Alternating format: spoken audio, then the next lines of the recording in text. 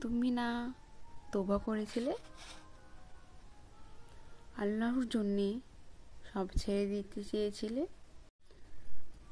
তুমি তো বুঝতে পেরেছিলে তোমার আসল ঠিকানা কোথায়। তুমি তো মুমিন হতে চেয়েছিলে, তুমি তো আল্লাহর প্রিয় বান্দা হতে চেয়েছিলে, তুমি তো ইসলাম মেনে চলতে চেয়েছিলে। ভুলে গেছো? আবার কোনো পাপে জড়িয়ে গেছো?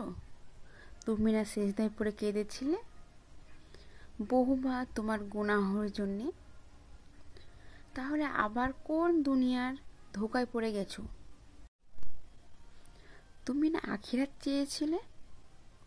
তাহলে কেন ভুলে গেলে তোমার আসল গন্তব্য কোথায়? তুমি কি হেরে গেছো? আল্লাহর প্রিয় বান্দা হতে পারলে না? বারবার শয়তানের ফাঁদে পা দিয়ে ফেলেছ? সমস্যা নাই, এখনো তো সময় আছে ফিরে আসার। তুমি সবসময় চেষ্টা করো আল্লাহর পথে চলার। মুসলিম ভাই ও বোনেদের জন্য সুখবর, আর কিছুদিনের মধ্যে রমজান মাস শুরু হবে।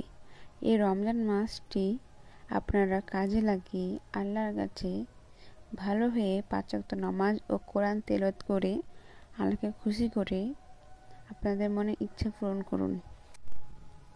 আপনি গুনাহ করেন, তবুও আল্লাহর কাছে দুহাত তুলে গুনাহর মাফ চাইবেন।